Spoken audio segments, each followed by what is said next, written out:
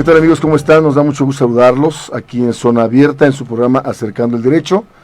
Hoy, 11 de marzo del año 2020. Saludos a todo el staff, a todos nuestros amigos que siempre nos acompañan.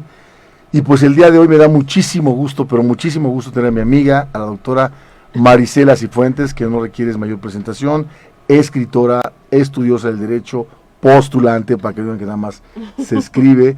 Y bueno, pues la verdad, una excelente abogada. Gracias. Y pues con un tema que va a resultar controversial seguramente, pero obviamente vamos a verlo desde una perspectiva profesional, desde una perspectiva adulta y desde una perspectiva de una postura en la cual no se está absolutamente atacando a nadie, ¿no? Claro. ¿A qué me refiero? Al feminismo radical. Acaban de pasar eventos, bueno, fue el Día Internacional de la Mujer, hubo una marcha, después tuvimos el Día Sin Mujeres. En la marcha se suscitaron ciertos eventos, pero bueno, directamente para que seas tú la que nos exponga todo este tema. Bueno. Tú eres mujer, obviamente, claro, idónea para tocar el tema. Yo creo que tienes la autoridad moral y la autoridad genética para tocarlo. No es lo mismo entre hombres platicar de feminismo, claro, que una mujer que lo platique, ¿no? Bueno, pues yo bienvenida, primero, Marisela, gracias, y adelante. Gracias. Primero te agradezco que me abras el espacio para venir Siempre, a tocar claro, un tema que creo que es muy actual, y sobre todo que es muy polémico, ¿no? Claro, claro. Últimamente se escuchan muchas voces a favor del feminismo, de una lucha por conquistar una serie de espacios y condiciones que las mujeres necesitan, una lucha por erradicar la violencia. Y yo creo que en esa parte nadie niega que esto sea indispensable, ¿no? O sea, todos estamos en contra de la violencia. El problema aquí es, yo creo que la polarización que tiene el tema, ¿no? Quiero recordar dos frases que yo comenté el otro día, que son frases de gente que es seguidora mía en las redes sociales. Una de ellas me decía, por ejemplo, decepcionante, que yo, por ejemplo, no estuviera promoviendo el paro de un día sin mujeres, que incluso yo hice una publicación diciendo yo voy a trabajar, claro, ¿no? Yo voy a trabajar. O la marcha, sí, ¿no? Ajá, yo voy a trabajar y yo voy a estar haciendo lo que me toca hacer, porque yo no voy a seguir la línea de un sector de este feminismo que busca que las mujeres nos hagamos invisibles un día, claro, ¿no? Claro. Que es como caricaturizar la realidad, porque no nos podemos hacer invisibles. Estamos aquí y solamente tienes dos maneras de luchar: desde adentro o aislarte, irte hacia afuera, que eso claro, fue básicamente lo que yo interpreté del día 9 de marzo, ¿no? El ausentarte de tu centro de trabajo es una forma de decir, no recibo la protección, hagamos de cuenta que no estoy. Y yo creo que es caricaturizar, porque la verdad es que aquí estás. Entonces no te queda otra más que buscar otros recursos para defender esta idea, ¿no? Lo entiendo, y estamos tocando ahorita una perspectiva, digo, tu punto de vista. No hemos entrado todavía a la cuestión jurídica. Claro. Lo entiendo, hay quien dice, bueno, no me aparezco, no voy, para efecto de que se note mi ausencia, ¿no? Que vean que mi trabajo es necesario, que mi presencia es necesaria. Es una perspectiva completamente diferente. Tú eres mujer y voy a tocar un poquito un tema que tú misma has dicho en redes, un poco personal. No ha sido fácil tu vida. Claro. O sea, eso es un tema muy importante. No vayan a pensar que viene a hablar la doctora aquí porque su vida ha sido color de rosa. Exactamente. Y porque como le ha ido muy bien en la vida personal y en todos lados, claro, viene a decir yo no estoy de acuerdo con esa postura. No vamos a entrar a un tema, no es una entrevista de espectáculos, ni es una entrevista en la cual toquemos cuestiones personales o tan íntimas, pero sí, tienes razón y yo respeto tu punto de vista. Yo como hombre respeto mucho y admiro mucho a la mujer, con todo mi cariño y respeto, pero tú tocas temas muy importantes, el ausentismo desde una perspectiva de quererte alejar de la situación que se está viviendo. Yo creo que la violencia es general. Sí. No solo es para la mujer, con claro, todo respeto. Entiendo que hay derechos obtenidos, ganados a través de los años, desde el voto, hablando jurídicamente, cierta participación en la política, género en la política, género en las empresas, pero bueno, A mí lo que me interesa es tu punto de vista como mujer, digo, aparte del tema jurídico que vamos a tocar, y tocaremos el tema de feminicidio, que es también un tema muy importante, que me gustaría tratar desde digo, y reitero, son puntos de vista profesionales los que la maestra Maricela y su servidor Francisco Acevedo estamos tocando. No estamos en contra ni ofendiendo absolutamente a nadie, sino es una perspectiva tan respetable como quien piensa lo contrario y pide respeto como nosotros pensamos una circunstancia y pedimos cierto respeto. El riesgo que nosotros tenemos cuando nos metemos en estos temas, sí. Yo creo que hay dos grandes situaciones cuando yo abordo el tema de feminismo y feminicidio. El primero es que no soy experta. O sea, yo no te hablo desde la perspectiva de alguien que ha estudiado el tema del feminismo, que lleva años involucrada en la temática, etcétera, ¿no? Así que mi perspectiva es de una persona que ejerce como abogada, que conoce el derecho, que conoce cómo ha evolucionado la norma penal en materia de derecho de las mujeres y por erradicar la violencia contra el género. Y el otro gran punto es que yo estoy aquí porque soy una atrevida. No, eres una persona, más bien tienes mucho carácter, tienes mucho carácter. Porque vengo a defender además un punto de vista contra un sector del feminismo que suele ser hostil, ¿eh? Claro. El feminismo al que yo me refiero es al feminismo exacerbado, ese feminismo romper ventanas, pintar bardas, paredes, aventar bombas molotov, agredir a la gente, tratar de reprender la violencia con violencia, pero como una violencia extrema. Así es. Vamos a reconocer una cosa. México está viviendo una de las etapas más violentas de su historia. Sí. Esa es una realidad. Revisaba yo los datos y en el año 2009 hubo alrededor de 1,009 feminicidios al cierre del año. Lo cual implica, si haces un cálculo, que en México matan a 3 mujeres por día. Por día, claro. Esto es preocupante, ¿no? Desde el punto de vista de la protección de la vida de la mujer. Sin embargo, no es un asunto privativo de mujeres. Porque si revisas las cifras del mismo año, en el mismo periodo, nosotros tenemos alrededor de 34,582 muertes en homicidio, que incluyen varones. Es decir, matan 95 varones por día en relación a 3 mujeres por día. Esas fueron las cifras que dio el INEGI el año pasado, lo cual justifica que no se trata de un problema solo de mujeres, de que están matando a las mujeres, que ese ha sido el gran eslogan de estos movimientos, que son un tanto fanáticos. Claro. Fanáticos, trato de decirlo con el mayor respeto posible, pero creo que cuando nos vamos a los extremos, caemos en el peligro de falsear la realidad. Y eso es lo que pasa con estos grupos. Y ocurre en todos los movimientos políticos. Siempre va a haber grupos extremistas que tienen una gran cuota de ventaja de esto que nos está ocurriendo, que es muy lamentable, y que deberíamos estarnos ocupando realmente en el tema de la violencia, pero nos estamos desviando hacia otras cuestiones. El otro día alguien me decía, si no es un problema real, como usted lo dice, si el problema no es privativo de mujeres, ¿quién está sacando provecho de sobredimensionar el tema?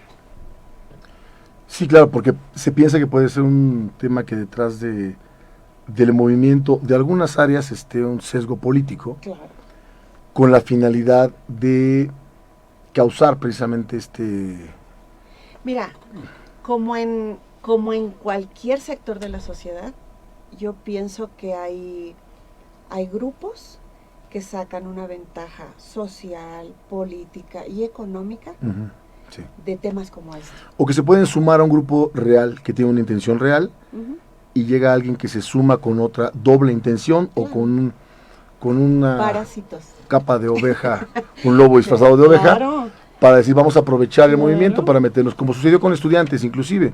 Sí. Voy a desviarme un poco, pero ahora que estaban ciertas preparatorias tomadas, resultó que en la Prepa 9, por ejemplo, me refiero a prepas de gobierno, en la Ciudad de México, donde hay alberca, quienes estaban dentro y tenían la fiesta no eran ni siquiera estudiantes de la UNAM.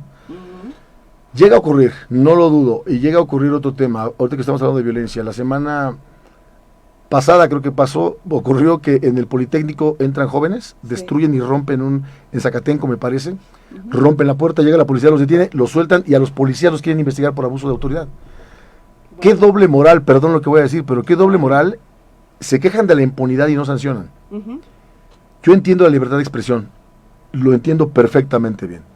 Entiendo que hay necesidades que que a veces el gobierno no te escucha, no tiene la capacidad, o no hay otra forma de voltear hacia el gobierno, y me refiero a quien tiene la capacidad de decisión o de tomar cartas en el asunto. No hay otra manera más que manifestarte de alguna. Y hablo, por ejemplo, de los abogados, ahora que hubo la presunta reforma, o más bien la creación de un nuevo Código Nacional de Procedimientos Penales, porque si viste el proyecto, derogar por completo el código. De alguna manera hubo una manifestación en todas las redes sociales diciendo, vamos a regresar al sistema inquisidor, es decir, otra vez a que no pase nada si te torturan, que no pase nada si hacen actuaciones violentando derechos fundamentales, con justificar aparentemente la flagrancia o encontrar el objeto del delito. Entonces, son temas muy delicados, mi querida Marisela, porque, y la verdad lo digo, qué bueno que eres mujer y lo comentas tú, porque es muy difícil para un hombre tocar este tema, claro. pero son temas que se convierten, que dividen la sociedad, ¿no? Sí, hay quien lo justifica, y reitero, no se justifica ninguna muerte, ni de hombre, ni de mujer, ni de adulto, ni de anciano. Hemos tenido en México, y recuerdo a la famosa Mataviejitas, que asesinaba gente adulta mayor, vulnerable, claro. También. Hemos tenido gente que priva de la libertad a menores, y también son grupos vulnerables. La violencia es general. Es que todas las muertes nos duelen. Claro, por supuesto. ¿No? Todas las muertes nos duelen. Aquí el problema es cuando se ha focalizado el problema de la violencia en el tema de mujeres. La pregunta sería, ¿a quién le está repercutiendo una ventaja de focalizar el punto hacia el tema de las mujeres? Yo creo que todo movimiento social te garantiza algo, que es la transformación. El problema es que no todos los movimientos tienen intereses transparentes. O legítimos. Entonces tendrías que buscar quiénes son los que promueven, insisten en las movilizaciones, las van endureciendo, porque si te das cuenta, ha habido una transformación de los movimientos feministas. Claro. Cada vez son más violentos. Entonces, yo hoy reflexiono. O provocadores, puede ser. Claro. Es decir, te provoco, gobierno, para que me agredas, y entonces ya me victimizo. Claro. Pero sí, puede ser un tema, ¿eh? Pero es que te voy a decir qué pasa. El feminismo está presente desde hace una década o más. Sí, claro. Te digo, yo no he estudiado a profundidad el tema, pero sí te puedo decir algo. El feminismo ha fracasado y a su vez ha sido un éxito. ¿Por qué digo que ha fracasado? Porque se generan movimientos para defender a las mujeres de la violencia. Esos movimientos se realizan con violencia. Sí. Y con el tiempo ha habido más violencia hacia la mujer. Porque si tú revisas las cifras, cada año hay alrededor de 100 casos más de mujeres que han sufrido feminicidio. Claro. Lo cual implica que este feminismo no ha funcionado, ¿no? Efectivamente. Si empiezan los movimientos, protestan para defender los derechos de la mujer y para evitar erradicar su violencia, y sigue habiendo más violencia, hay más movimientos. Y si hay más movimientos, más violencia. Es un círculo vicioso. Sí. ¿Qué necesita entonces este feminismo? Más apoyos económicos. Eso engrosa las ONGs que reciben financiamiento, ciertos grupos, la necesidad de hacer políticas públicas en favor del feminismo, crear nuevas instituciones, sí. Y se empieza a hacer una lista grandísima que requiere ser financiada de alguna manera. Y ese financiamiento se convierte en negocio. Gobierno. Es un negocio. Puedo recordar ahorita, ¿recuerdas el movimiento del Barzón? que hace mucho tiempo empezó con el no pago de deudas. Así es. Se convirtió en un movimiento y creo que se hizo diputado la persona que era líder del Barzón, y ahora Claro. no sé de dónde ande, pero bueno, al final de cuentas se politizan en ocasiones los movimientos, eso es lo desafortunado. Yo recuerdo una frase muy importante y voy a ir a una de las raíces que deberíamos de tomar en cuenta. La familia, la sociedad se funda en familias. Recuerdo que Napoleón Bonaparte dijo, denme familias grandes y les doy una gran sociedad. ¿Por qué? Porque es cierto, no quiero parecer romántico ni morenista, yo soy apartidista, pero de verdad que efectivamente recuerdo que se quitó la clase de civismo, digo yo ya no me cuezo al primer hervor, ya tengo 50 años de edad, entonces se quitaron esas clases, se empezó a quitar ahora, y voy a hablar de una sociedad que si no la conozco muy bien, es sabido que por ejemplo en los Estados Unidos de Norteamérica un menor puede hablar si su padre le llama la atención de cierta manera y se convierte el padre o la madre en un victimario de su hijo por no reprender o por tratar de reprender. Hay límites de la reprensión, también lo estoy de acuerdo. Claro. Pero ¿a qué voy? ¿A qué es importante regresar a esos valores? Al final de cuentas, ¿cuál podría ser? Valdría la pena que hagamos un programa invitando a un sociólogo, un psicólogo, para que tengamos más opiniones profesionales, pero ¿cómo? A veces la escuela quieren que eduque, la escuela te imparte conocimiento. Hay educación que se da en la casa, ¿no? Voy a decir una frase que decía mi abuelita, y perdón la palabra, decía la educación se mama. Claro. ¿A qué voy? A los padres de familia. El educarte como varón respetuoso de la mujer y viceversa también, porque quiero decirles que como abogado penalista, y tú también los debes haber vivido, hay mujeres que son todo mi respeto, pero también ocupan a veces a los menores como moneda de cambio en un divorcio, o para verse, digo, es otro tema. Claro, hace unos días yo, atacando un poco la idea de a las mujeres las matan por ser mujeres, esta idea surge a partir del eslogan que utiliza este grupo feminista que dice, nos están matando a todas. Y por ahí algunos empezaron a difundir este tema diciendo que están aniquilando a las mujeres. Yo decía, jamás he visto hasta el día de hoy ningún comando organizado, grupo de tarea que se haya reunido. No tengo información, claro, a pesar de que tengo muchos contactos. Ninguno me ha dicho, mire, nos estamos organizando, somos un escuadrón como tipo el Ku Klux Klan o algo así. Sí, que cuando vamos hay aniquilar. los nazis que mataban a judíos por ser judíos, Claro. perdón la palabra, o sea, que ese era por ser quien eres, no era por un tema de que me hayas hecho algo, no, por ser afroamericano, claro, por ser mexicano. Hasta hoy en día no he conocido un grupo que diga, hoy vamos a salir a exterminar mujeres. Ni tampoco, ni siquiera grupos virtuales en redes sociales que digan, compañeros, hoy me toca a mí, voy a ir a buscar una mujer para causarle daño. Yo pienso que a las mujeres no las matan por ser mujeres, las matan por toxicidades, por las relaciones enfermas, las matan porque hay sociópatas, porque hay manipuladores, porque hay gente mala. Sí, o sea, no es el tema contra los hombres, hay hombres asesinos, hay hombres violadores, pero no todos somos iguales, ¿no? De la misma manera, el otro día que publicaba yo que hay víctimas que mienten, claro, en temas de mujeres, muchas mujeres levantan la voz y dicen, oiga, ¿cómo se atreve a decir que las mujeres suelen mentir? A ver, yo hablo que el ser humano, por naturaleza, miente. Y algunos seres humanos son malos. Los hay, claro. Incluso, ¿recuerdas que cuando, en la Ciudad de México se convirtió en delito grave en el sistema tradicional, lo que era el acoso y el abuso sexual, tocamientos, y en el sistema de transporte colectivo se agravaba, no alcanzaban fianza, porque todo se politiza y luego las sanciones se engrandecen para que el que lo cometa ya, lo quitamos de la sociedad, sin considerar otros factores, ¿no? Que vas a estar privado de tu libertad con violadores, secuestradores, etcétera. Pero ¿a qué voy? A que se convirtió en extorsión. Se está privilegiando ahí que exactamente la oportunidad. Encontraron un negocio donde decían, él me tocó, llegaba el policía, vamos al juez calificador o vamos al MP, y entonces ya era o dabas dinero o te ibas sujeto a un procedimiento penal, y como son delitos de realización oculta aparentemente, y que nadie se da cuenta, es tu palabra contra la mía. ¿Por qué vas a ponderar más tu sí contra mi no? No hice nada contra tu sí, hiciste algo. Qué delicado era esa circunstancia.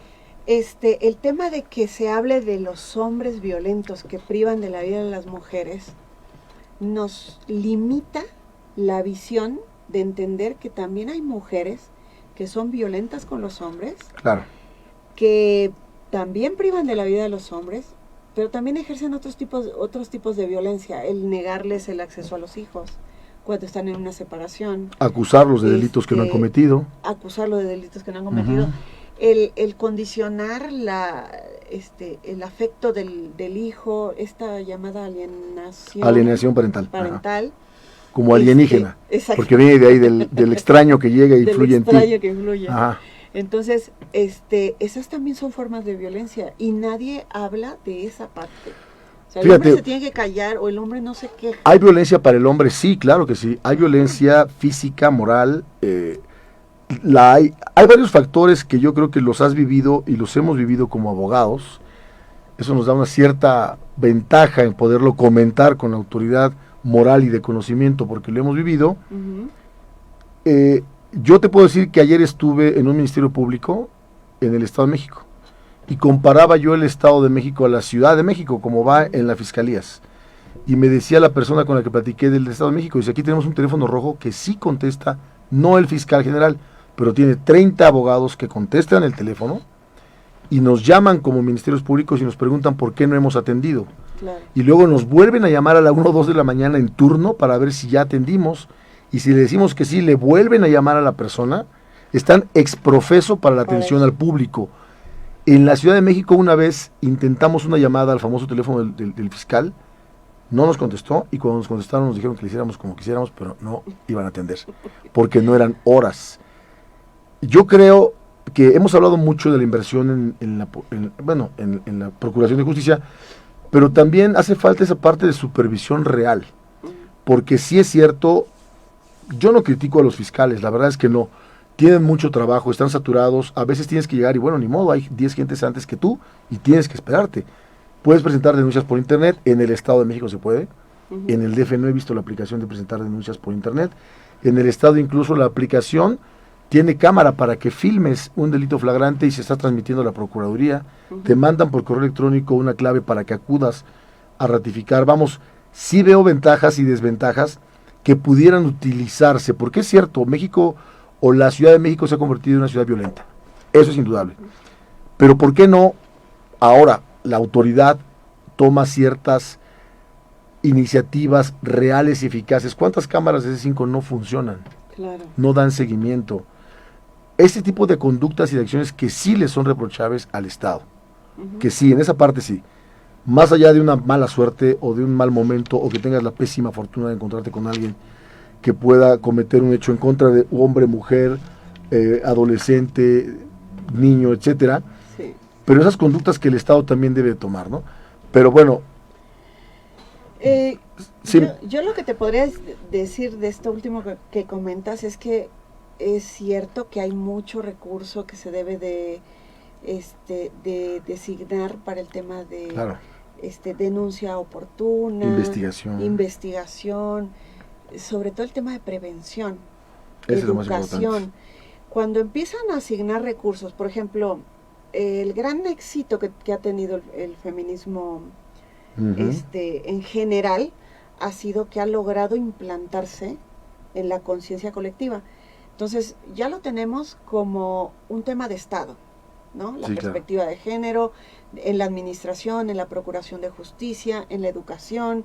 Hoy los planes y programas de estudio de las universidades incluyen el tema de género. Claro, por supuesto. Lo cual implica que es un gran éxito para el feminismo haber implantado estas ideas. Pero eso también ha implicado un gran derroche de recursos. Así es. Para suministrar estos movimientos que te digo que al final de cuentas hay organizaciones que con muy buenas intenciones hacen estos movimientos y otras que han encontrado una ventaja económica de estar trabajando en ello. Y las hay, ¿eh? Y las pero hay. Desvían el recurso, sí, o recargan el recurso en esta parte cuando ese recurso se debería de estar destinando en las verdaderas causas que provocan esta cuestión de violencia contra el género. Es que sí, efectivamente tienes toda la razón. Mira, Yo conozco asociaciones civiles que sí son legítimas, que tienen buena intención, que lo hacen, actúan, y otras que desgraciadamente, valga mi expresión, se prostituyen a efecto de que la persona que lleves está violentada en forma familiar, ¿no? Claro. Y no es el caso, no es el caso. Pero bueno, si me permites, vamos a un espacio comercial y regresamos. Recordamos que nos pueden llamar al 4430-9821. Estamos en vivo y en directo con la doctora Marisela Cifuentes con el tema de feminismo radical, y regresamos con comentarios de nuestros amigos. Gracias.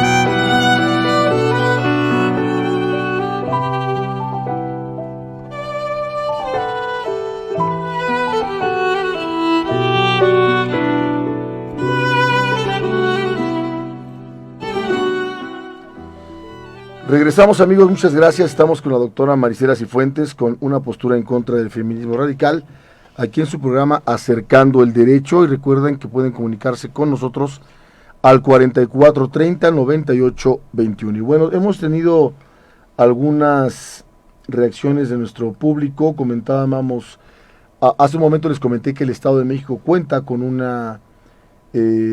teléfono rojo en las agencias del Ministerio Público para efecto de comunicarte con el fiscal general, y que sí lo responden, que sí lo atienden y que sí dan solución, además de que tiene una aplicación en la cual puedes grabar en flagrancia un hecho delictivo, puedes enviar una denuncia, te mandan a tu correo, o sea que sí funciona, pues, en pocas palabras.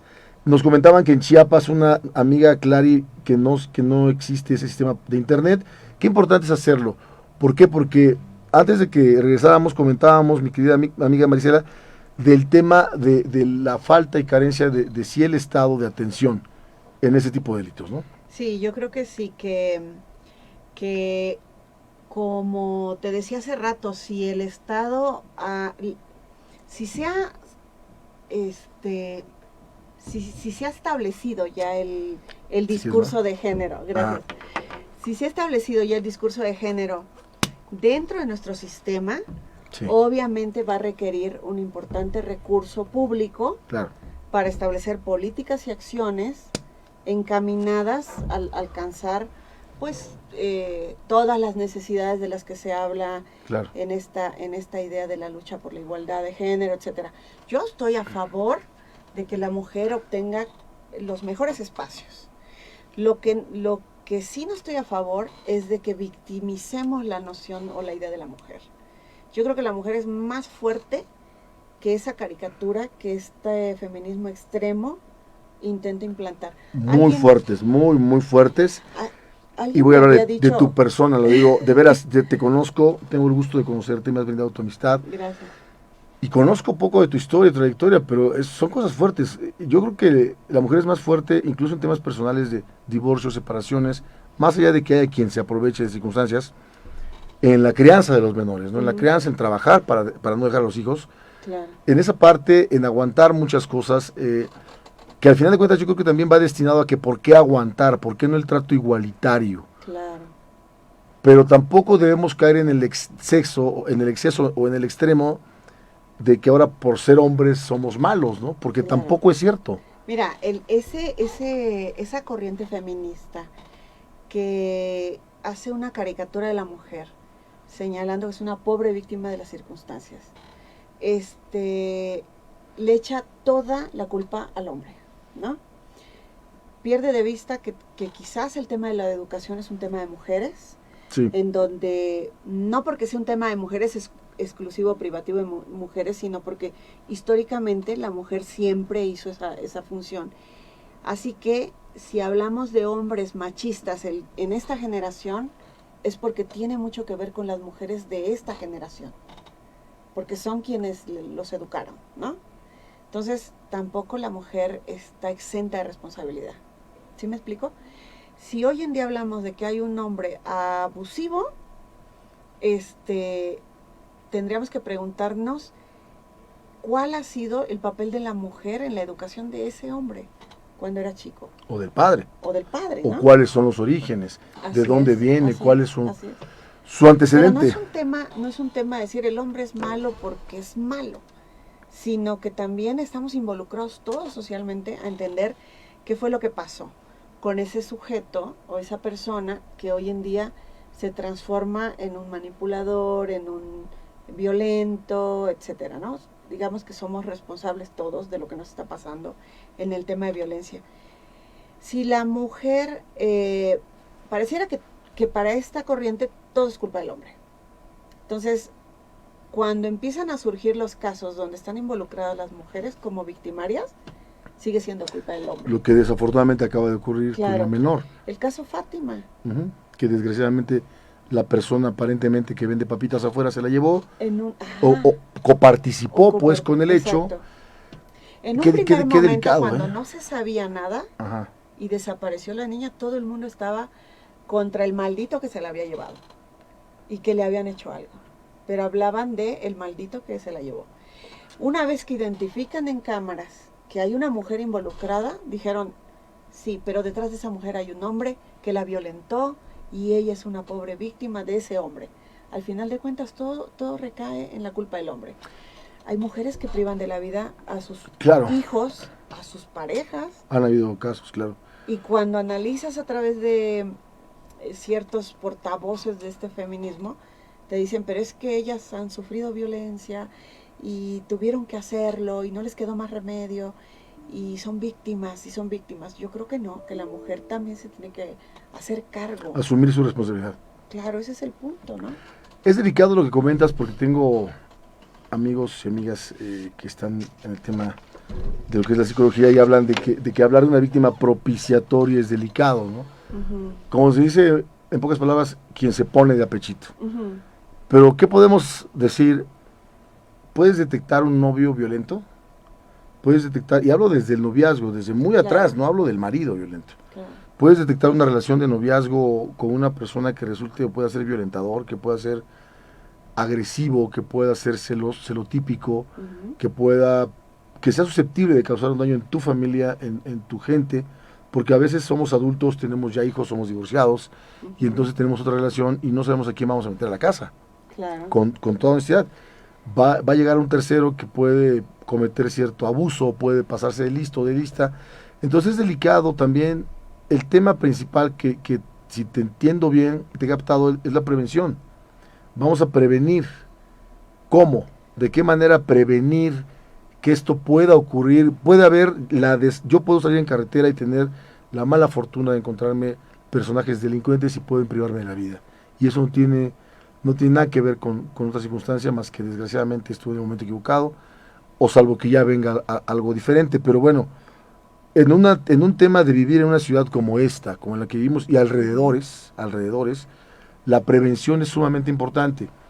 Yo he conocido colonias que no tienen banquetas para que circulen los peatones, que no tienen paradas de camión con luz, que la gente hace su parada de camión, no menos en Ecatepec, en la autopista hay una parada de camión que no es ni parada, donde ha habido accidentes y los servicios de transporte han atropellado gente, ha habido choques. Conozco paradas de camión en autopistas que no están expresos para eso. Menos pedir que haya cámaras de seguridad. Exacto, o quien cruza, por ejemplo, en otra caseta rumbo a Pachuca, que tienen que cruzar por donde hay una tienda de autoservicio, por un baldío, para llegar a la autopista, para tomar un transporte. El gobierno también influye en no darte las condiciones o los medios de los cuales tiene obligación para un bienestar, más allá de lo digno, seguro, la seguridad, que es obligación del Estado. Y de verdad que hay municipios que se preocupan más por los vehículos y carreteras, que por eso están pésimas ahorita todas las carreteras y calles de la Ciudad de México, que por el cuidado de la gente de a pie, pues, del peatón. Caminas por banquetas destruidas, caminas por banquetas que están llenas de arena y que no se diga cuando vienen las lluvias, con paradas de autobús inundadas. O sea, todo lo que puede propiciar que haya ausencia de gente, ausencia de seguridad, ausencia de policía, ausencia de cámaras, y que entonces tú tengas la imperiosa necesidad de estar ahí para abordar un vehículo que te va a llevar a tu trabajo o a tu casa. La prevención empieza en casa, empieza desde la persona, nosotros como familia, educación a nuestros hijos e hijas, porque también hay violencia entre mujeres, muy fuerte, y bueno, conocidamente, ahora actualmente el tema del bullying, ¿no? Pero hay discriminación, hay un tema de despecho, de desapego, de desprecio, de clasismo, sobre todo. Entonces, yo he visto adolescentes que se mandan fotografías del famoso pack por WhatsApp o como sea. Digo, no he visto uno, estoy diciendo que sé que lo mandan, y al final de cuentas, ¿qué estás provocando, no? Claro. ¿Qué estás provocando con esa circunstancia? Y no estoy poniéndome desde un punto de vista de víctima propiciatoria, sino de prevención. Vamos a prevenir. Y también los hombres, que no manden, o sea, tener cuidado, pues, con lo que circula en redes, ¿no? Mira, yo sé que es muy delicado cuando nosotros le atribuimos una cuota de responsabilidad a la víctima, pero esto lo sabemos quienes participamos, por ejemplo, en el proceso penal y que hemos recibido capacitación sobre distintos temas de las ciencias penales. Sabemos que la victimología reconoce una categoría de víctimas, que son las víctimas que se colocan. Una es aquella víctima que tiene una serie de factores que son endógenos, que ya nace la víctima con esas condiciones que la predisponen a ciertos tipos penales, ¿no? Por ejemplo, los que son menores de edad, es algo que no se puede cambiar. No, claro. Excepto con esta ideología de género, que creen que el que es hombre puede ser mujer por solo pensar que es mujer. Pero bueno, ahí ya entraríamos en otro debate. Pero el que es menor de edad ya está en predisposición de un cierto tipo penal o de varios tipos penales, como el de corrupción de menores, ¿no? O el que es inimputable, el que no tiene conciencia, que tiene limitaciones, bueno, que está pues vulnerable. Hay factores que ya te predisponen a ciertos delitos, y hay factores que tú adquieres que te pueden colocar en condición delictiva. Estos estudios dicen, por ejemplo, que hay víctimas que caen en cierto tipo penal como víctimas por ignorancia o por error, y en otros casos porque tú pusiste el factor victimal para que te cometan el hecho. Todo el mundo se espanta cuando uno dice, ¿qué tenías que estar haciendo a las 3 de la mañana en una calle sola, cargando un celular de 20,000 o 40,000 pesos y un fajo de billetes en la mano? Te asaltaron, pero también, ¿qué condiciones pusiste tú para que te robaran? Claro. Y ahí empiezan a respingar, porque la mayoría que no tiene dice, por qué pasar. No tiene por qué pasar, porque el Estado tiene un deber de cuidarte. Pero vámonos a aterrizar esto a la Vamos a ser realistas de alguna manera también. Vamos a hablar de un caso de la vida real y digo, vamos a omitir nombres. El tema del muchacho que chocó en Reforma y una persona perdieron hasta se desmembraron varios, y venía una muchacha que estaba a punto de casarse, que luego fue muy criticada. ¿Qué hacía saliendo a una fiesta con esta persona? ¿Por qué ocurrió el accidente y qué se sube al carro de una persona que está en estado de ebriedad? Claro. Qué delicado eso que tema, forma parte de los estudios de dogmática penal, el tema de la concurrencia de culpas o la cuota que coloca la víctima, ¿no? Es importante porque acabas de decir, de la negligencia. Exacto. Quiero interrumpirte tantito por esto. Acabas de hablar de la concurrencia de culpas. ¿Todo esto tiene repercusión en el ámbito jurídico? Sí. Eso es lo importante que vamos a comentar más adelante, porque no se trata de venir, no somos psicólogos, psiquiatras, no somos sociólogos, no somos críticos en el sentido de lo que es esta parte de especialistas, pero somos abogados. Así es. Y luego la gente se pregunta, ¿por qué salió libre? ¿Por qué pasó esto? ¿Por qué el juez actuó de esta manera? ¿Por qué no lo detuvieron? ¿Por qué ocurrió esta circunstancia jurídicamente hablando? Claro. Porque hay características peculiares de cada hecho con apariencia de delito. Así como es. lo acabas de comentar, la concurrencia de culpas, ¿no? Hay condiciones que el Estado también, el Estado y el derecho penal tienen que tomar en cuenta, ¿no? Nos regimos por una serie de principios en el derecho penal. Me comentan que si puedes hablar más fuerte, por favor, mi querida Michelle, para que... Ups. Ahí estás. Hay una serie de principios del derecho penal, claro, que reconocen que yo debo de vivir en un ámbito de confianza, ¿no? Por ejemplo, ¿por qué cruzo la calle mirando el semáforo en rojo y cierro los ojos y voy cruzando sabiendo que el vehículo no se ha detenido absolutamente? Ves el semáforo y pones el pie en la calle. Pones el pie abajo de la banqueta. ¿Por qué? Por el principio de confianza, porque yo sé que se va a detener. Presumes que se va a detener el vehículo. Ese es un principio que opera en derecho penal. Cuando el sujeto no se detiene, me ha generado un riesgo que el Estado no le está permitiendo y provoca un accidente. Es uno de los principios, pero también hay otro. El tema de cuando la víctima no cuida sus propios bienes jurídicos. El Estado ha reconocido que no es omnipresente, y tan es así que tiene distintas formas de autotutela. El Estado ha dicho, si tu vida corre peligro, defiéndete. Hasta cierto límite. La legítima defensa es un ejemplo de que el Estado le dijo al ciudadano, si yo no estoy ahí... Que es válido, ¿eh? Claro. Hace poco escuché, ya la autorizaron, siempre ha estado en el Código Penal. Claro, siempre ha existido la legítima defensa, con ciertas características peculiares, que obviamente tienen que darse, pero siempre ha existido. No es cierto de que sea nuevo y que ya autorizaron, no es cierto. Incluso la aportación de armas siempre ha existido hasta ciertos calibres. Así es. La posesión, la transportación, siempre han estado ahí. Yo creo que sería importante que el Estado difundiera y que no se piense como una apología del delito, claro, ni que se piense como que vayas a darle a conocer a la gente lo que puede hacer. Pero la legítima defensa siempre ha existido. La aportación de armas hasta ciertos calibres siempre ha existido. La posesión en tu domicilio siempre ha existido. La transportación siempre ha estado. El tema es, obviamente, no vas a tener una ametralladora. Claro. Vas a aportar una pistola calibre 22, una pistola calibre 38. ¿Por qué? Porque cargo dinero, porque me dedico las empresas de seguridad privada lo portan, los escoltas lo portan, y lo tienen, y el tema es que no lo estés usando para amenazar a la gente así porque sí. Claro. Debe de haber ciertas características. Pero, importante lo que tú comentas, pones un pie en la calle porque viste el semáforo rojo y crees que ya se va a parar el vehículo. Te voy a decir otra cosa que ocurre en la Ciudad de México. Ahora ya te cuidas de la bicicleta, de la motocicleta, sí, que circula por las líneas blancas, que no es carril, de los que traen scooter, del carro, es decir, yo he visto motociclistas que van sin cuidado de velocidad entre los carros y no se dan cuenta que hay peatones que pueden cruzarse a media calle. Claro, que hay peatones, gente anciana, gente de la tercera edad que puede cruzarse mal, y hay que tener ese deber de cuidado que está en nuestras partes, ¿no? Ahora, si, por ejemplo, hay áreas establecidas donde debe de cruzar el peatón y de repente entre dos vehículos te sale una persona a media calle, ¿no? Pasa, te claro. frenas de golpe porque la alcanzas a ver en la última fracción de segundos y resulta que el culpable eres tú. Y no traías una velocidad tú, ¿no? Que deberías de traer para que no ocurriera ese percance. Claro. ¿No? Creo yo que aquí hay que aquí hay que compartir responsabilidades.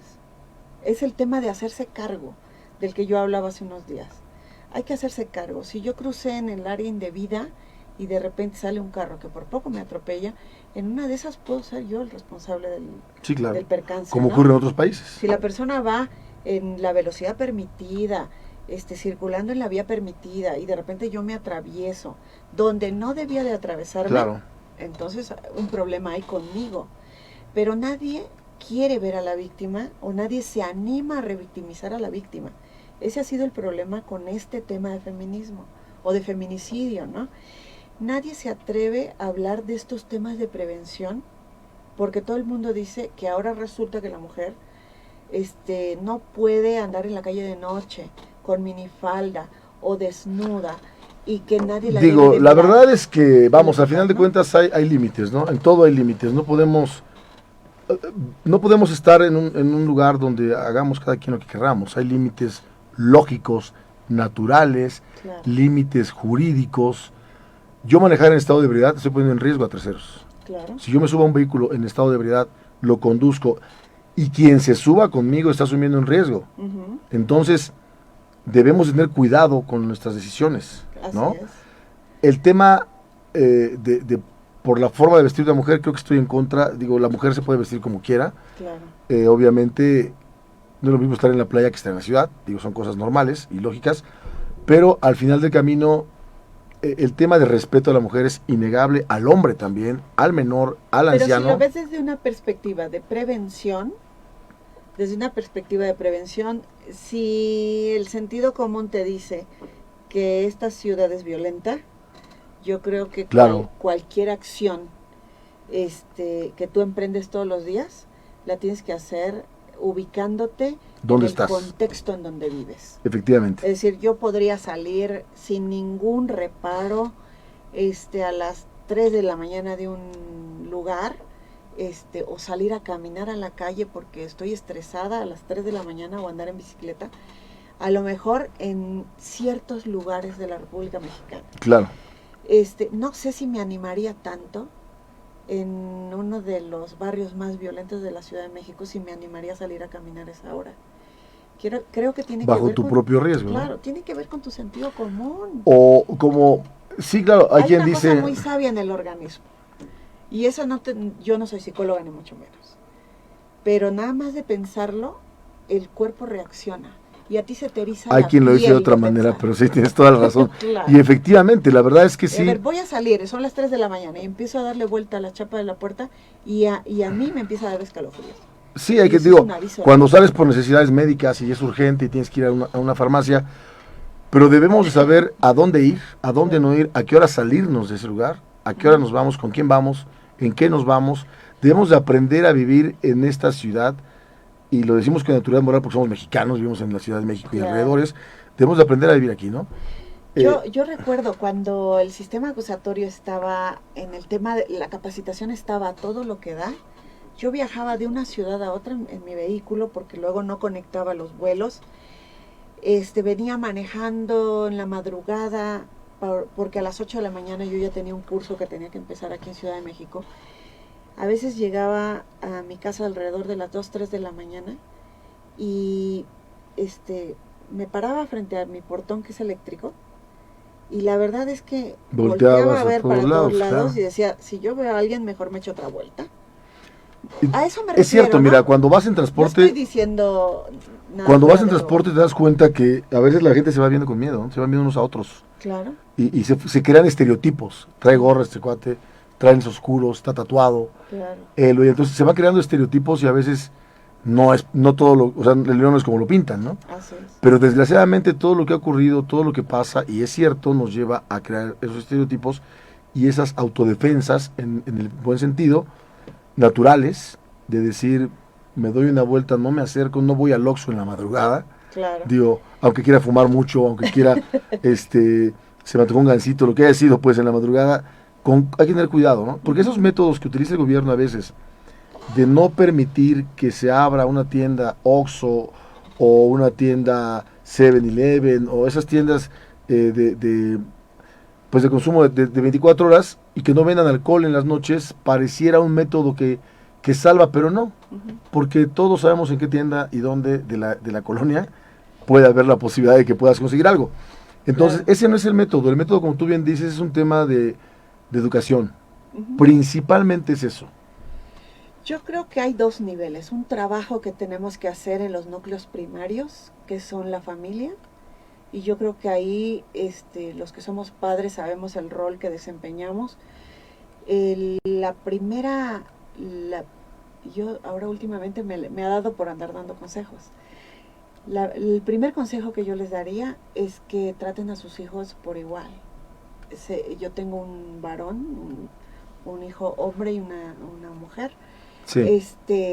Y no hago diferencias con ellos, o procuro no hacer diferencias con ellos, más allá del tema de un tema de edades, ¿no? Y de capacidades físicas. De orden y de demás, cuidado. ¿no? Porque ¿no? eso también, la biología no la vamos a negar, ¿no? Un tema de fuerza física. Naturales, cosas naturales. Y de cuidado, por supuesto. Pero de ahí los dos por igual cumplen tareas por igual, tienen compromisos conmigo por igual, de escuela y de casa. Nunca mi autoridad pasa a manos del hermano mayor, ni nunca mi hija, que es la mujer, es la más chica, ella no depende de la autorización del hermano o mía, porque ahí es donde empezamos nosotros a marcar diferencias, y yo creo que aquí el tema es por la igualdad. Ahora fíjate. Una igualdad sana. Una igualdad sana. Yo comparto y soy feminista sin violencia. Así es. ¿A qué me refiero? Si se manifiestan, es válido, por supuesto, por igualdad en trabajo, por igualdad en salario, por igualdad de oportunidades, pero no a través de que afectes un comercio y rompas sus cristales, pintes una barda, porque entonces, ¿qué quieres decir? O sea, hay otro trauma quizá detrás, que no es tanto esto, y es el pretexto para irte a hacerlo. La violencia no se resuelve con violencia, y mucha gente dirá, déjenlas porque llevan años de opresión. A ver, analicemos a cada mujer en particular que ha roto, que ha destruido, y díganme si ella en lo personal ha sufrido directamente ese daño. Valdría la pena habría que analizar cada caso. ¿Qué te pasó como para que tengas ese coraje? ¿O qué está pasando? Claro, ¿no? ¿O por qué esa forma de descargar? Pues te puedo decir que habrá muchas de ellas que habrán sufrido alguna forma de violencia, habrá otras que no, que se suman. Forman parte de un colectivo, y que la instrucción fue destruyan y háganse notar. Pero mira, es un tema también de locura. Decía Einstein, solamente los locos hacen lo mismo, esperando obtener el mismo resultado, diferentes resultados, ¿no? Y en ese punto, ¿qué es lo que están haciendo ellas?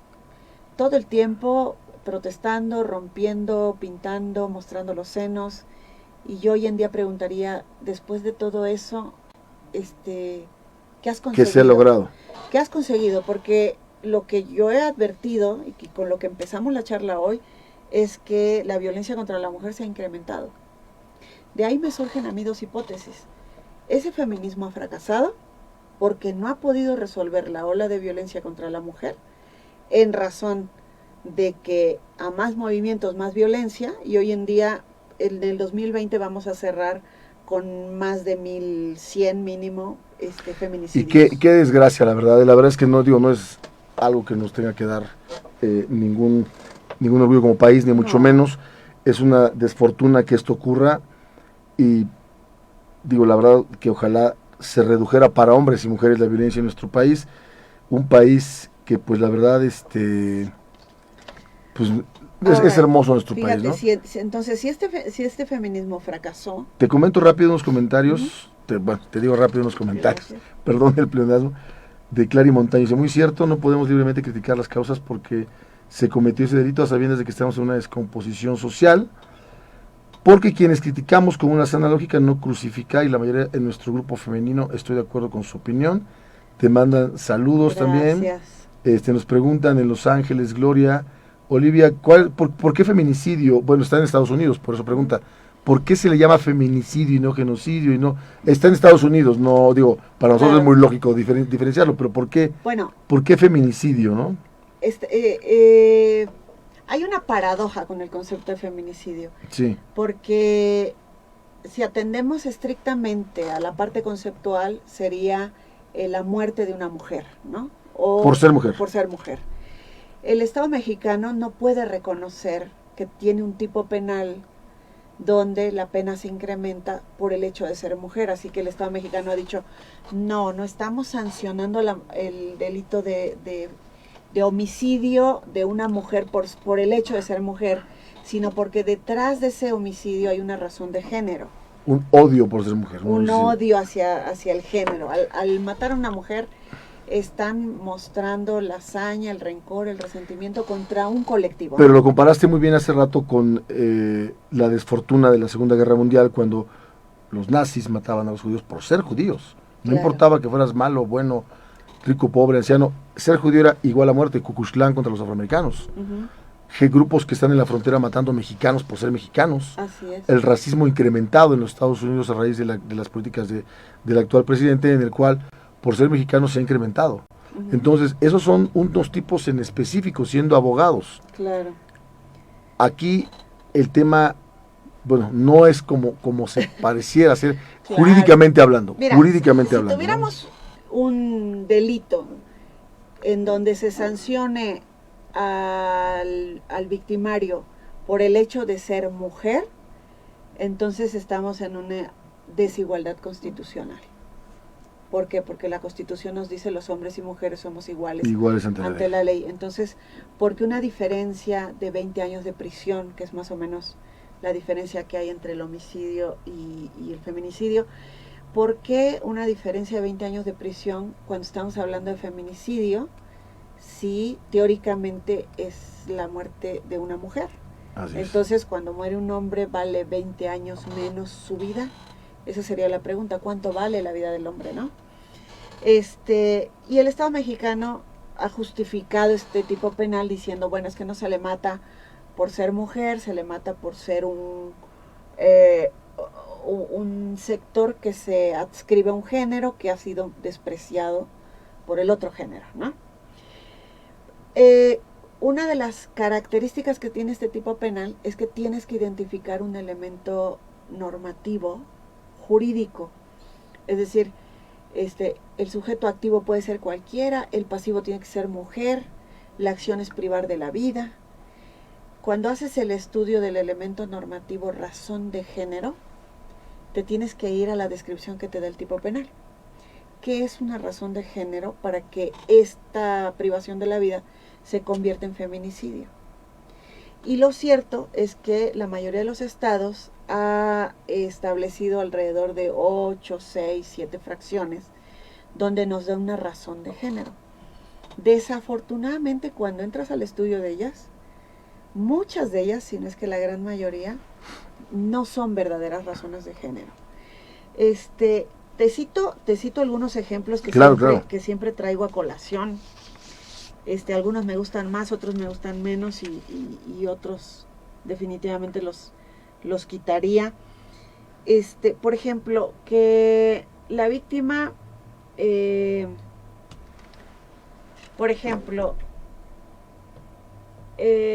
presente signos de violencia sexual de cualquier tipo. Basta con que presente signos de violencia sexual para que estemos en presencia de un feminicidio. ¿Qué pasa entonces si, voy a poner un ejemplo simple, burdo y presente, ¿no? Muy actual. el caso de una niña a la que desaparece, la encuentran 3 días después, la privaron de la vida, pero previo a la privación de la vida o después, inmediatamente después, abusan sexualmente de ella. Si me permites, vamos a un corte y regresamos con nuestro último bloque, así que no se vayan, recuerden que tenemos nuestro número 4430-9821. Estamos con la doctora Marisela Cifuentes, con una postura en contra del feminismo radical aquí en Zona Abierta, en su programa Acercando el Derecho. Regresamos.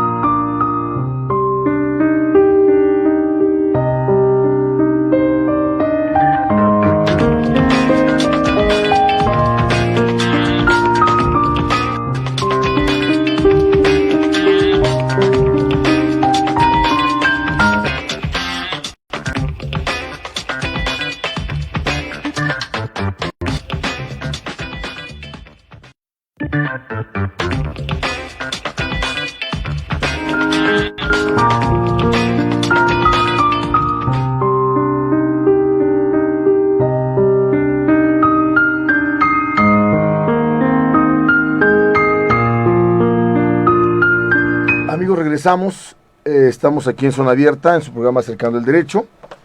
Les recordamos que tenemos teléfonos en vivo, 4430-9821, estamos con la doctora Marisela Cifuentes, y pues un tema muy delicado, la postura en contra del feminismo radical.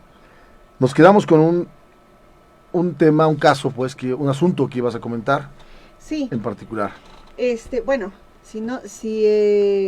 la verdad es que en lugar de estar desviando la atención al tema de este feminismo radical, deberíamos de ocuparnos de hacer un verdadero análisis de cómo vamos a atender la violencia contra la mujer, en especial la violencia extrema, que es la que priva de la vida a las mujeres.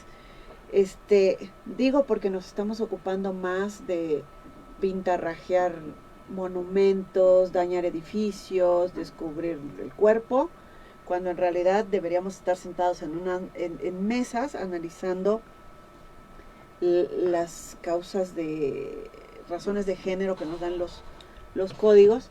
Y yo te ponía un ejemplo, cuando privan de la vida a una menor de edad, puse el ejemplo, a la que también presenta signos de violencia sexual. Si encontramos esa menor de edad, seguramente la pena supondría entre, no sé, 30 y 60 o 20 y 50 años de prisión. Si fuera el mismo caso, pero ahora estamos hablando de un niño que fue desaparecida de su casa, aparece después muerto, tirado en algún lugar, la pena baja 20 años porque se trata de un niño. Ese es el tema en donde tú inmediatamente adviertes, esto no es una razón de género. Aquí estoy propiciando una desigualdad. ¿Te parece que se politizan las sanciones, se politiza el derecho? Claro. Es decir, ¿cómo justifica el Estado o cómo queda bien con el pueblo? Ya incrementamos las penas, 100 años, todos se van a la cárcel. Bueno, y la prevención, claro, y la verdadera investigación, claro, y culpar a los jueces, que no es cierto, o sea, vamos, es un conjunto de personas que intervienen. Y analizar que al aprobar un tipo penal no estemos, es decir, lo tienes que meter a un laboratorio a hacer el ensayo y error, ¿no? Porque yo tengo una serie de principios constitucionales y una visión constitucional que también tengo que cuidar. Claro. Ningún ordenamiento está por encima de eso, de esa visión constitucional. Si la Constitución quiere que todos los ciudadanos estemos protegidos respecto de las mismas conductas, entonces tendríamos que pensar qué pasa si el muerto, perdón la expresión tan ordinaria, si el muerto es un niño. ¿Por qué tienden que ser 20 años menos para él o 20 años más para ella? Ahora, citando otro ejemplo, supón que no hubo violencia de tipo sexual. Supón que desaparece el niño de la puerta de su casa, aparece 3 días después, tirado o arrojado en una banqueta cualquiera. De la misma manera la niña amanece 3 días después, arrojada en una banqueta cualquiera. Si revisas el Código Penal de tu entidad, seguramente vas a encontrar una razón de género como esta. Que la víctima, el cuerpo de la víctima, sea depositado o arrojado en un lugar público. Es decir, si la niña aparece muerta en una banqueta, es feminicidio. Y si el niño apareciera muerto en la banqueta, es homicidio. Y volvemos a la diferencia de los 20 años. Desigualdad. Otra vez un tema de desigualdad. Ahora, haciendo un análisis de los distintos tipos penales en la entidad, yo siempre he alabado que por lo menos en el estado de Coahuila, en ese supuesto marcan una diferencia interesante. El cuerpo sea expuesto, depositado o arrojado en un lugar público, pero dice, en circunstancias que denigren o menosprecien a la víctima. Esto implicaría no solamente el haber arrojado el cuerpo, sino la forma en la que lo dejo o lo deposito, exhibe a lo mejor partes que generan que pintado, su posición esté humillada, ¿no? Envuelto en algo, que son, ese tema que acabas de tocar, genitales, es muy importante, porque luego, con todo respeto, se culpa a los jueces, pero esto lo hicieron los legisladores. Claro. Esto no lo hace el juez. El juez cumple con esta normatividad que el legislador le hizo. Se le entrega y tiene la obligación de sujetarse a lo que describe, lo que los abogados llamamos el tipo. Claro. Esto me describe lo que hago, no puedo hacer más. O sea, quieren que yo legisle y quite y haga inconstitucional algo. Entonces, cuidado, también los legisladores tienen responsabilidad de lo que legislan. En el exceso de querer justificar, para que yo pueda procesar los casos. Exactamente, en querer justificar se exceden y entonces llegan a un grado en el cual limitan o atan de manos al juzgador, ¿no? Sí, porque acuérdate que los niveles de determinación de la pena vienen desde el legislador, que es el que la diseña, la crea, establece el tipo penal, te dice cómo se va a sancionar la conducta o qué conducta es sancionable, quién es el victimario, quién es la víctima en ese tipo penal y cuál es la pena que va a recibir la persona por haber incurrido en conducta. Luego viene un segundo nivel en la determinación de la pena, que es la determinación judicial, que es cuando el juez analiza en un caso concreto si le es atribuible el tipo penal que el legislador ya le proveyó. Claro. Pero si le das el tipo penal sin las condiciones mínimas para poderlo aplicar a un caso concreto, resulta que caes en irregularidades o en injusticia. Aquí sería un juez aplicándolo correctamente, En el caso de la niña, le impondría al imputado 50 años de prisión. Y a otro señor, por el caso de un niño, le impondría 30 años. Porque así le marca la norma. Porque así le marca la norma. Si no es que no quiera o no papá pueda, diría, ¿no? ¿por qué mi hijo recibe en respuesta una sanción para el imputado 20 años inferior al de una mujer? ¿Qué es lo que hace que valga más la vida de la mujer? ¿Por el hecho de ser mujer? Esa no es una razón de género. Ahora, cambio el ejemplo. Levantan a dos personas, un hombre y una mujer, y la motivación es que los levantaron porque tenían una deuda relacionada con narcotráfico. Sin embargo, aparecen tirados en la vía pública un día después de haber sido levantados. La verdadera causa es un tema de narcotráfico. El fondo, el origen, pues la raíz de lo que está ocurriendo. Pero cuando tú analizas los supuestos de razón de género, dice, el haber arrojado el cuerpo de la mujer en la vía pública es razón de género. Entonces aparecen muertos los dos en la misma banqueta y en la misma posición, ejecutados de la misma manera y por las mismas causas. En el caso del varón, el imputado recibiría 30 años de prisión o 20 años de prisión menos que en el otro caso. No es una razón de género, es una desigualdad la que estamos propiciando con este tipo de fracciones. Desigualdad jurídica y legislativa. Claro. Estás legislando, creando leyes y normas diferenciadas en razón del género, claro, para justificar aparentemente con la sociedad que sanciono más si es una mujer que si es un hombre. La presión a la que han sido sometidos, a la que ha sido sometido el Estado para responder a un tema de violencia. Otra cosa que a mí me parece muy preocupante con el tema de género, y ya creo que tendremos tiempo para hablar de más temas sobre esto, sobre feminicidio, porque hay mucho que comentar. El tema de la interacción social. Fíjate que hay muchos códigos que señalan, o muchos tipos penales sobre feminicidio que dicen, si entre la víctima y el imputado existía una razón afectiva, una relación afectiva, sentimental o de confianza. ¿Qué entiendes por una relación sentimental? Pues que era su pareja, su esposo, claro, su novio. Una relación afectiva, su amigo, su compañero, etcétera. Y una relación de confianza, un compañero de trabajo. Pero yo creo que, perdóname, soy abogado y soy penalista, nos complican los tipos, o sea, vamos, con todo respeto, crear normas, crear tanto tipo penal en vez de poder calificativas, agravantes determinadas, el poner ciertos elementos del cuerpo del delito que van tendientes o que sean descriptivos, normativos, bueno, para quien lo entienda, el que a sabiendas, la relación de confianza, pero en función de la confianza, claro, la amistad, no somos amigos. ¿Qué es lo afectivo, qué es la relación? Exacto, nos complican, ¿no? Me voy más allá, yo voy mucho más allá. Nos preguntemos cómo nos relacionamos los seres humanos. ¿Nos relacionamos afectivamente? ¿Nos relacionamos por confianza? Claro. Y nos relacionamos sentimentalmente. O puedes no, entonces, o cuando te preguntan, lo conoces, sí, pero ¿qué es conocer? Claro. Puedes conocer a alguien y te puedes conocer dónde vive. El tema es que todos los hombres van a que se vean en una interacción delictiva con una mujer, en donde la mujer resulte ser la víctima, siempre van a caer en el tipo penal de feminicidio. Porque si lo analizas fríamente, podría ser un tema de una riña, pero en realidad se vuelve feminicidio por el hecho de que éramos amigos. Claro. Es que los seres humanos nos relacionamos, hombres y mujeres, en cualquiera de esos tres niveles. Entonces, tú no escapas al feminicidio el día que te veas involucrado en un tema donde la víctima resulta ser una mujer.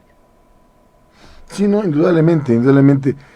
Un tema muy complicado, Marisela, definitivamente. Yo creo que, bueno, nosotros que lo analizamos desde el punto de vista jurídico, más que social, pero al final de cuentas conocemos también las consecuencias, hemos vivido asuntos, somos abogados penalistas, hemos estado adentrados, conocemos la norma, sí, la vemos y decimos, sí, ya nos la complicó el legislador, ¿no? O se la complicó cuando eres asesor jurídico o cuando eres defensor. Ujú. Cambian las circunstancias, pero ahora hablando de los proyectos de Marisela Cifuentes. Tienes 2 libros ya, Sí, así la verdad es. que ha sido un éxito, ha estado pues muy actualizado siempre, los has, Cuidado, estás al día como y si los has fueran cuidado, mis hijos. los actualizas, ¿qué esperamos más de libros tuyos? Mira, tengo la satisfacción de haberme aventurado a escribir el primer libro a insistencia tuya, ¿eh? Yo siempre Pues voy a siempre, reconocer gracias. que No, yo es que no hubiera explorado este camino de ser autora, ser digo, autora. ser autora. Yo había escrito muchísimo y había escrito para otras personas, pero nunca me había aventurado a ponerle mi nombre a un ¿Cómo? proyecto hasta que no me dijiste, te voy a presionar hasta que lo saques. Lo que pasa es que de verdad, Yo me acuerdo que Marisela, estaba de vacaciones, era sí, Semana Santa, y tú me llamabas y y yo nos estaba vimos, en la playa. claro, por Y me decías, supuesto. ponte a escribir. Lo que pasa es que todo lo que compartes, lo que impartes, lo que enseñas, vale la pena que quede en un libro para que, pues vamos, lo compartas a más gente, a más cantidad de gente, ¿no? Gracias. Y ahora estoy terminando, estoy ya en proceso de edición, una obra que tiene que ver con una figura procesal que es el tema de las nulidades dentro del procedimiento penal. Uh-huh. Está también en el paquete de lo que estoy trabajando un libro que tiene mucho que ver con la prueba, pero desde la perspectiva de lo que los abogados hoy en día conocen como las técnicas de Las famosas técnicas, ¿no?, de litigación. Pero pues con unas explicaciones y unos ejemplos mucho más prácticos y unas guías de lo Porque que déjame decirte que es un tema, pues la base, llámale dato de prueba, medio de prueba. Al final de cuentas es lo que va a sustentar y va a soportar tanto la acusación como la defensa. ¿Estás de acuerdo? Y qué importante es al día de hoy conocer la forma en la cual vas a crear una prueba, valga la expresión, en el sentido de legitimizarla, uh-huh, para llevarla a juicio, autenticarla, exponerla ante un juez y que demuestre lo que quieres que demuestre o desacredite lo que quieres desacreditar. Así es. ¿No? Desde la obtención, la forma. Hay mucha confusión en el tema de prueba, Marisela. Así es. ¿A qué me refiero? Los MPs te dicen, yo no puedo ir a ningún lado. Que vaya la policía y reciba con cadena de custodia. Yo no te puedo recibir nada porque me convierto en un órgano de prueba y tengo que ir a decir. Ese tipo de cosas que digo, tú eres la experta en la teoría de la prueba y más la cuestión actual. No pero hay mucho. Experta, pero gracias. No, hombre, pero hay mucha mala información. Uh-huh. ¿Estás de acuerdo? Mucha mala información en la obtención de prueba. Sí. Cuidado de la prueba. Sí. Desahogo de la prueba. Así es. ¿Cómo la llevas ante un juez? Eso va a ser muy, muy importante. Bueno, y a mí me encanta cuando nos encontramos con algunos criterios judiciales que nos terminan sorprendiendo por el manejo que le dan. Claro. Al medio de prueba, al dato de prueba. Creo que ellos nos tendrían que ir guiando en ese camino, y lo cierto es que también muchos jueces todavía siguen confundidos con el valor que hay que darle a esos materiales, ¿no? Otro punto importante. Un tema que nos dará para platicar más adelante, espero que me invites. Claro, siempre. El valor que le tienen que dar los jueces a los famosos datos de prueba en la audiencia inicial. O que los admitan o no. Ofreces un dato o un medio. Hay quien te dice, claro, ¿estás ofreciendo un medio de prueba o un dato de prueba? O ¿no? Como leía hoy de alguien que publicaba que un juez le dijo, es que las entrevistas, para que realmente tengan validez, las debió de haber practicado el MP. Usted tuvo que haber llevado a su testigo con el MP para que se lo entreviste. Ah, sí, una entrevista privada, claro, vamos a llamarle así, aparentemente no tiene una validez para ser ofertada en intermedia, y menos que no conste aparentemente en la carpeta de investigación. Entonces, como no se la dio a conocer al Ministerio Público en la etapa de investigación, y aparte dicen en la complementaria, y por ahí una tesis que salió muy delicada de los 10 días famosos que dice, si no ofertas pruebas tú, defensor, en los 10 días, pierdes el derecho. Es tesis, afortunadamente, no es vinculante, es orientadora. Pero imagínate, entonces, ¿qué pasa con el artículo 337, último párrafo, que puedes pedir un plazo para preparar el caso? Así es. Entonces, ¿qué ocurre? Acabo de conocer la acusación, se acaba de cerrar la litis de parte del MP, quiero preparar el caso, puede haber periciales, puede haber más cosas. ¿Qué ocurre, no? Es que hay un estudio que yo creo que hacen algunos juzgadores o que hacemos algunos operadores para no atribuírselo solo a los jueces, que es cuando nos enfocamos de forma aislada Claro. en un objeto de estudio, ¿no? Voy a analizar la prueba en este estadio y solo me enfoco en ella, pero no volteamos a ver que nuestro análisis tiene que ser sistemático, que ese objeto de estudio lo tengo que analizar cómo opera en el proceso, porque es un engranaje. Claro, claro. Es como, no conozco mucho de carros, pero tendría que ser como una máquina o una pieza que hace que todo el resto funcione. Si lo analizo aisladamente, entonces pierdo de vista cuál es el efecto que va a producir en todo lo demás.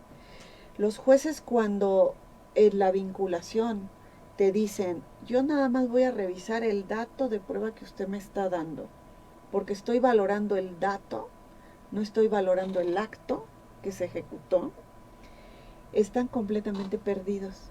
Están enfocándose nada más en la mención que aparece dentro de un acta de cateo, por ejemplo.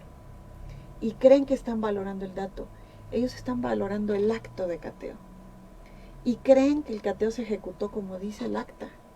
Aparte, claro. Porque el acta te hace vivo o vigente el acto. Lo que ellos valoran es el acto, no el acta. Claro, claro. Ellos no valoran el dato, sino el acto que el dato consigna. Es una especie de como de juego de palabras, pero se han perdido un poco. Yo creo que tenemos mucho para platicar. Sí, que vale la pena otro programa, Así porque digo, qué bueno que viene otro libro tuyo. La verdad es que siempre vale la pena con alguien que tiene la experiencia tuya y la trayectoria, porque para mis amigos que no saben, la doctora no viene a conocer el sistema acusatorio en México, ella tenías radicabas en Argentina, y ya tienes con antecedente, antes de la reforma constitucional de nuestro país, o sea, vamos, tú ya traías un antecedente de conocimiento del sistema en la Argentina, donde tú tenías, sí, yo estuviste radicando 3 años, desde el año 99 al 2003, finales del 99 casi al 2003, con la reforma constitucional. Claro, y tuve oportunidad de estudiarlo y además de ver las audiencias orales en aquel momento. Pues yo creo que Argentina estaba en la etapa en la que estamos hoy en día aquí en México, a 8 años más o menos, 10 años de haberlo implementado cuando yo empecé a experimentarlo. Claro. Así que cuando yo llego a México y se empieza a hablar de sistema acusatorio, yo ya había tenido un adelanto muy interesante que me permitió transmitirlo a mis alumnos y a mis colegas. Muchos de ellos no me creían.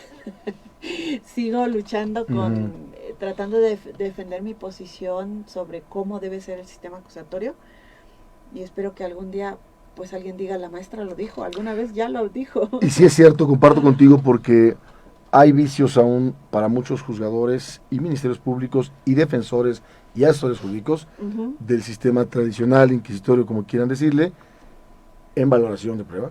Sí. Pero muchos, principalmente en esa parte. En el desahogo a veces, en permisibilidad de ciertas cosas que no se mencionan en el código o que se dicen de una manera, en criterios particulares de jueces. Sí. Hay una desarmonización de criterios que siempre hemos dicho con todo respeto que cada juez tiene su código de procedimientos, ¿no? Así es. Eso es con todo respeto dicho, porque es cierto, te topas como abogado, defensor, asesor, Ministerio Público, estudias tu asunto de la mejor manera y resulta que contrario a las tesis que estás haciendo valer, a los criterios, etcétera, hay otro criterio del juzgador. Y yo creo que se va a terminar este famoso código criterio de los jueces, de 20,000 jueces, 20,000 códigos, a partir de esta reforma que se va a hacer al Poder Judicial, en el que se establece el tema de los precedentes. Sí. Eso yo creo que va a venir a perfilar un poco más el tema de que yo le planteé al juez que existe un precedente sobre un caso similar. Como lo ven en las películas de Estados Unidos. Similar. Te comento el asunto Acevedo contra tal, ¿no? Ajá, Entonces exacto. ya de ahí tengo un precedente. Ya los jueces resolvieron en cierto sentido y tú debes de contar con esta herramienta o yo te la participo para efectos de que tú apliques la misma regla aplicada acá, surgida a partir del precedente, ¿no? Que la diferencia entre el precedente y la jurisprudencia es precisamente que es un caso concreto, ya es juzgar sobre la base de hechos y no sobre la base de normas. Muy importante lo que acabas de comentar y bueno, nos falta mucho camino por recorrer todavía en nuestro país. A todos los que, aunque no les guste a muchos llamados operadores de este sistema, o los que participamos activamente de defensa, jueces, defensa, asesores, víctima, ministerios públicos, etcétera, mucho camino por recorrer. Litigas en un estado y es diferente a otro estado y es diferente a la federación. Completamente diferente. Me ha tocado jueces, hay convencionalidad y constitucionalidad sin entrar a otro fondo, claro, que me han dicho yo no puedo declarar inconstitucional o dejar de aplicar un artículo. Y bueno, pues lo respeto, ¿no? Al final de cuentas, es complicado el litigio, no deja de ser difícil. A veces la gente no valora y no se da cuenta que no es como construir algo que se vaya viendo. Se va construyendo a base de audiencias, de escritos, de estudio, de análisis, sí, de formación, de prueba, de investigación para lograr un objetivo. No es nada fácil.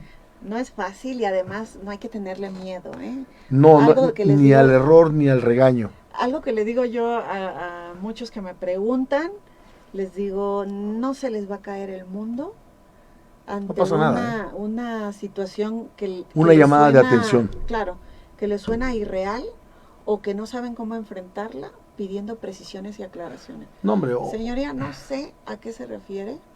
Pide una aclaración. No entiendo lo que me está diciendo. No es que sea tonto, puede ser que no, porque me ha pasado en audiencias donde a veces los jueces están distraídos y empiezan hablando de unos términos y sin terminar, bueno, me aclara qué quiso decir.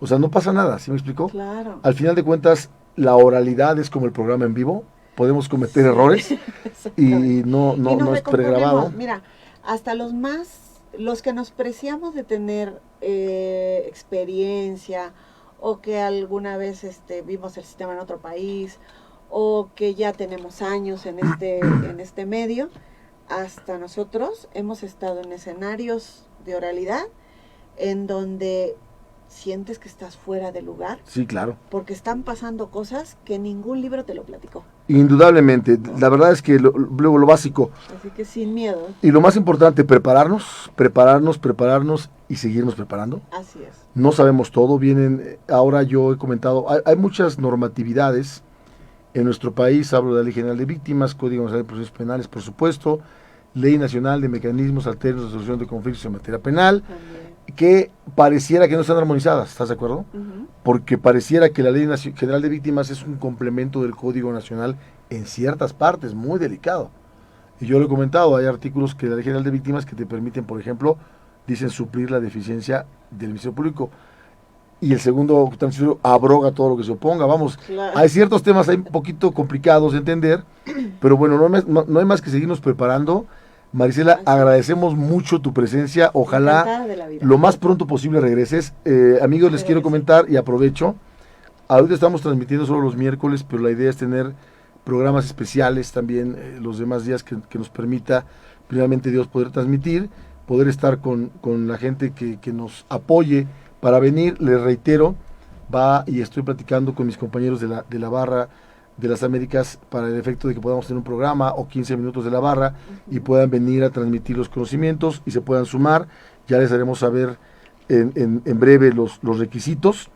Tenemos el número telefónico 4430-9821 para que nos llamen en directo o si quieren venir al programa o exponer un asunto, bienvenidos. Y bueno, Marisela, pues la verdad es que te agradecemos mucho, más de 7,000 vistas el día de hoy en casi hora y media, de los programas más largos que hemos tenido. Fantástico. Muchos saludos de Mari, de Juan Patricio, de Carla Chavarría, Eloy, Karen, Dubrasca, Cuauhtémoc, Said, Ernesto, Ángel, Sara, Charlie, Clary Montaño, Luis Alberto, Víctor Hugo, Luis Cázares, Ángel Saucedo, José Manuel Saucedo, Olga Sarmiento, pues varios amigos de México y de los Estados Unidos, amigos que también nos están viendo y en América Latina. Muchas gracias, son bienvenidos a su programa o a su canal Zona Abierta con su programa Acercando el Derecho. En breve les haremos llegar incluso cursos también que vamos a impartir vía internet, todos son bienvenidos. La verdad es que aquí es un área abierta, por eso se llama Zona Abierta. El tema, vamos a hablar de más temas, no solamente derecho, vamos a hablar de, bueno, nosotros no, van a venir a platicar de temas psicología, medicina, han habido propuestas para más programas. Y bueno, pues muchísimas gracias por acompañarnos el día de hoy, 11 de marzo de 2020. Marisela, gracias, te reitero el agradecimiento, es tu casa. Gracias. El día que quieras, cuando quieras, perfecto, nos avisas y bienvenida. Estoy mañana en un programa especial presentando tu libro y pues reitero las gracias al staff, gracias amigos por haber estado con nosotros y nos vemos el próximo miércoles. Gracias. Que tengan una muy buena noche y agradecemos su confianza. Gracias. Gracias, hasta luego. Hoy pues hay que hablar.